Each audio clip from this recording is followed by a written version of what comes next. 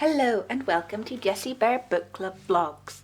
Today we are talking about All About History magazine, issue 101, and this issue is all about Charles I, the man who lost his head. There is also a very interesting article about the history of drag and Where is the Nazi Gold, which I really enjoyed. We also have a lovely long article about my favourite drink in the whole world, tea. So without further ado, let's open it up. We have our usual table of contents page and a lovely portrait of Charles there. Oh, also in this issue we got some free artwork of Charles and Oliver Cromwell, and we also got a digital version of the Ottoman Empire magazine, which was really interesting. I actually read all of it. We also have our lovely photography, which we always have in these magazines. Look at Gandhi, a way to make some salt. We then move on to the article, which is all about tea, and I really enjoyed this. I read every single bit. It has this amazing timeline all about the history of tea, the people who persevered in bringing tea to the forefront. It covers everything from early China and Confucianism to the First World War, and all the different people who played their parts making tea popular. You can see them all here. You've got Anne Russell, the Duchess of Bedford, who invented the afternoon tea. We also have Catherine of Braganza, the wife of Charles II, who popularised tea in the upper classes when she became Queen of England. We also have this lovely layout of a Japanese-style tea room, which I really liked. I didn't know a lot about Japanese tea rooms, so that was interesting. We also have, as always, this amazing artwork talking about the physique of a nippy waitress. I had no idea what nippy waitresses were, never heard of them, and it was just brilliant, all the different stuff about her. I love the outfit as well. Like, I would love to dress up as that for Halloween or something. Nobody would know who I am, but I would love it. There's also this beautiful Russian tea service down here, and it talks about how tea is very popular in Russia, which it is. I have some Russian friends and they always, whenever we go over, they're like, oh, try this tea, try that tea, put honey in it. And I'm like, I just want tea with milk because I'm boring and British. Moving along, we also have this very, very interesting article about Indian tea and the rise of tea growing in India, which I really liked. And you've got this amazing little advert down here for Lipton's tea. And I love old adverts. I think they're so interesting, you know, how they marketed things to people. And moving along, we've also got tea museums. Oh, this made me so happy. I really want to go to the tea museum in England now that I know it exists. Oh, it just looks so cute. And they were saying there's a dressing up box and you can dress up as Victorians and have tea, and that's just my dream. I just love the idea of being able to do that. And then there's other tea museums in India and China and stuff, which were interesting enough.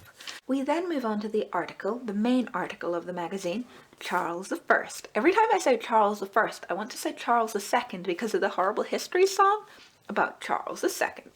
And this article is very detailed. It really focuses on Parliament and the role Parliament played in overthrowing Charles. It also talks a lot about his failures as a military leader and his overtaxation and his complete belief that he was the sole person who had the right to rule. I actually seen this portrait when I was in London when I visited the National Portrait Gallery, and I remember looking at it at the time, this is years ago now, and thinking you must be very self-absorbed to get a painting of yourself, which would take, you know, hundreds of hours, and then get your profiles as well, all staring at each other. I remember thinking that at the time, and this article really reinforced that idea that Charles was extremely self-absorbed. You know, when they talk about him when he was on trial and he started beating his lawyer with a cane, I mean, who would do that? You know, he had no idea about real life. It really was reminiscent of Louis the 16th of France and how he was completely incapable of living any sort of normal life because he'd been brought up in this court society and had no idea, you know, that he had to open doors for himself even. So it was really interesting. It does focus an awful lot on Parliament, which could be a little dull, but it's interesting enough, especially if you're, you know, into that sort of thing. I also liked the idea that Charles couldn't understand that he was going to be executed. It just didn't occur to him that even though the judgment had been passed, he would actually be killed. That was good. The article it really brings to the forefront Charles's pig-headedness, for lack of a better word, and how he just bowled over people that disagreed with him, that he would never listen to his parliament, and he didn't really care. He just was all about himself and absolute monarchy. And it's a really interesting article. The woman who wrote it, Jessica, what's her first name? I can never remember this girl's first name. Jessica Leggett did a brilliant job. She's written quite a lot of articles for the All About History magazine, and they're always so detailed and really, really enjoyable. And she always does like a slightly new slant. Like this one was very political, but it also focused on Charles' pig-headedness. And she always has the best slants, so I really enjoyed that article. Another interesting fact about this article about Charles I is that religion doesn't play an overly large role in this article, which is kind of a fresh take. I like that about Jessica Leggett's work, is it normally has like a new fresh bend, like her article about Henry VIII and Francis I of France, mainly focused on Francis and his positive attributes. So the fact that this article doesn't overly focus on religion was quite refreshing, but I do enjoy some of the religious nitty-gritty, especially when it comes to the reign of Charles I and then into Charles II, especially the fact that Charles II died a Catholic even though he reigned as a Protestant. Interesting stuff to me. We also have the article about hunting for Nazi gold. And I knew a little about Nazi gold. It was something my dad was really interested in, and we always used to, like, if we were out and about in Spain, he'd be like, oh, we're gonna go looking for like the Nazi gold. And we once lived in a house with a cellar, and we went into the cellar and there was like loads of boxes, and he was like joking that we were gonna find a load of gold from the Second World War or the Spanish Civil War. We never did, but you know, it's something I grew up knowing about. It was really interesting as well, like the money laundering aspect of it and how they thought once they invaded Britain they would be able to devalue the currency. I really liked that, and it's so interesting that so much of it has never been found. We did a lot of studying about it when I was doing art history, the art that was never found, but you kind of forget about the gold and where it went. We then move on to this article about Frederick Douglass, a man I had never heard of who led a really interesting life.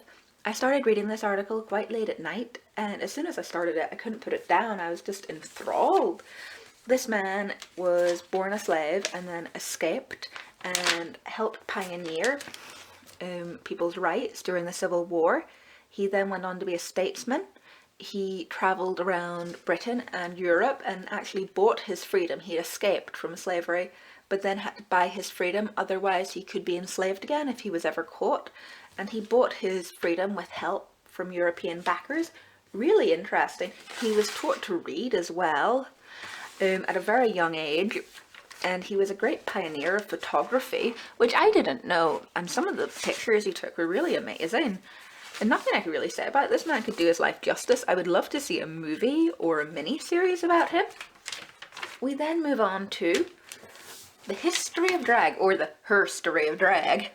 I was reading this during the final episode, well, just before the final episode of RuPaul's Drag Race UK. So I was really in the mood. I was all for Bimini to win, but she didn't. I was disappointed. Really loved Bimini. And it was interesting. It was a good article. It talks about Stonewall and things, and early drag in the 1920s. My only thing about this article, and it's so small, is it reads like it's written like a dissertation. You know when you write your dissertation in university and you drop in quotes like here and there because you have to? I kind of felt like this article was a bit like this. There was lots of quotes. It didn't detract from the story they were telling, but it just made it a bit clunky. That's my opinion though. Some of the photography is great though, I love that. And look at that, isn't that just beautiful? And then, you know, this I thought was so cute. The pantomime in library about this amazing drag queen who has written a storybook and goes to different libraries around the UK and does story times where she reads her storybook to kids, and I just loved that. I thought it was so cute. It also talks quite a bit about RuPaul and his influence on modern drag, but you can't talk about drag without talking about RuPaul. A lot of the history was also American, and I would have liked a little bit more about British drag history, but you know, it is what it is, and I enjoyed it. And then the lost knowledge that was burnt in Alexandra's library, which was good article.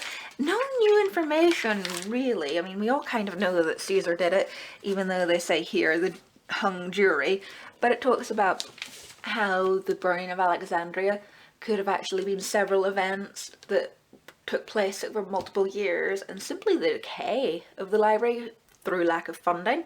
Very interesting, you know, but we all know Caesar did it. We all know he did. We all learnt that at school. It also talks about other ancient libraries and how we mainly focus on Alexandria, but there were other libraries with other historical texts. Alexandria was such a hub though because of the papyrus industry, and that's where, you know, you could store written material back then. There was also a very interesting article about the lost great city of Zimbabwe, which I'd heard about. I didn't know very much about, but it was very interesting, especially reading about the different levels of social constructs and how some of these roads, there's loads of roads in the lost city of Zimbabwe, and how some roads would have been used by some people and some roads would have been used by other people, some scholars think. And the Great Wall was within the inner city that were used to keep people out, like their own people. It was interesting. It was really interesting. I enjoyed it. I'd love to know if they do more excavation here, what they would find, you know? And then we get on to the usual battle report, which I did not read because I'm not overly interested in battles. Battles, always with the battles. And then we have if Lenin had been assassinated, which you get kind of every magazine. You get a what if this, what if that, and I can't really be bothered reading it. I remember having to study the collapse and fall of Soviet power in Eastern Europe for my GCSE, and I just couldn't really be bothered. I was like, okay, that's all a thing. And then we get on to paintings of the Industrial Revolution, which was interesting.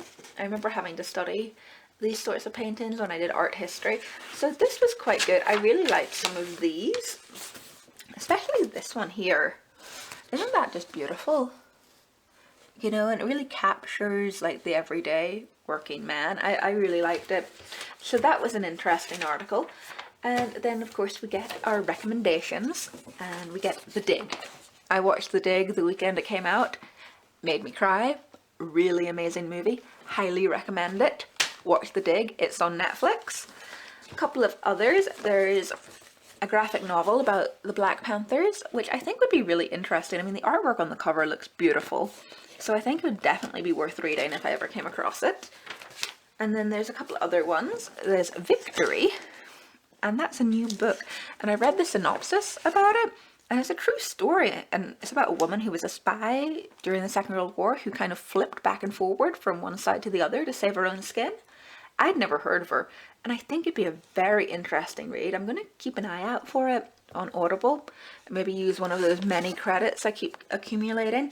Then there's One Night in Miami, and I watched the trailer for this on Graham Norton a few weeks ago, and I was kind of on the fence. My boyfriend wanted to watch it. I wasn't too sure, and seeing that I got a C+ review, I'm kind of like, maybe not for me, especially if you have to rent it from YouTube or something.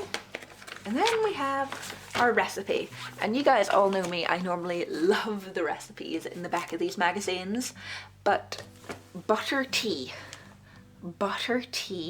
and stampa, probably pronouncing that wrong, about tea made with water and butter, and I'm sorry, it just sounds disgusting. I read the recipe and nope, this is one recipe I will not be making. I don't like the idea of tea made with butter. Well, that's it guys. That is my little review of issue 101 of All About History. If you enjoyed it, remember to like, comment, and subscribe to this channel so you won't miss any of my new videos. You can also follow me on Instagram at Lady Jessica Riddell, and I usually put up little stories of my historical baking if that's something you're interested in. And until next time guys, bye!